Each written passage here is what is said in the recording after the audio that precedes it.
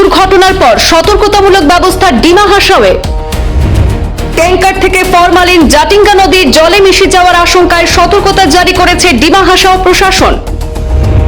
এই ঘটনার প্রেক্ষিতে বরাক উপত্যকাতেও সতর্কতা বাড়ানো হয়েছে। জাটিঙ্গা নদীর সঙ্গে সংযুক্ত নদীগুলির জলপান এবং ব্যবহার থেকে বিরত থাকার পরামর্শ প্রশাসনের। পরিস্থিতি মোকাবেলায় দ্রুত পদক্ষেপ নিয়েছে ডিমা হাসাও জেলা দুর্যোগ মোকাবেলা বিভাগ। জারি করা হয়েছে উচ্চ সতর্কতা। ডিমা হাসাও জেলা দুর্যোগ মোকাবেলা বিভাগ এক বিজ্ঞপ্তি প্রকাশ করে জনসাধারণকে প্রয়োজনীয় সতর্কতা অবলম্বনের আহ্বান জানিয়েছে।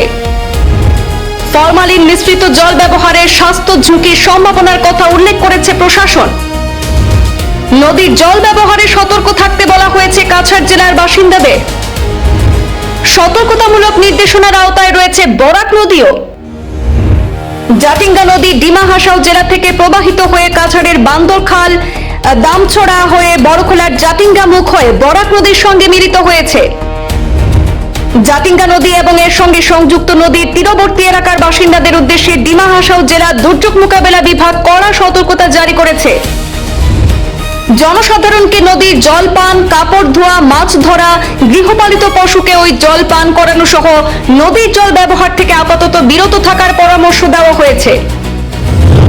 ডিমা হাসাও জেলার 27 নম্বর জাতীয় সড়কের জাটিঙ্গা লাম্পো এলাকায় ফরমালিন বোঝাইকারী একটি ট্যাঙ্কার দুর্ঘটনাগ্রস্ত হয়ে কিছু সংখ্যক ফরমালিন ট্যাঙ্কার থেকে জাটিঙ্গা নদীতে জলের সাথে মিশে যাওয়ার দরুন সতর্কতা জারি করল ডিমা হাসাও দুর্যোগ মোকাবেলা বিভাগ।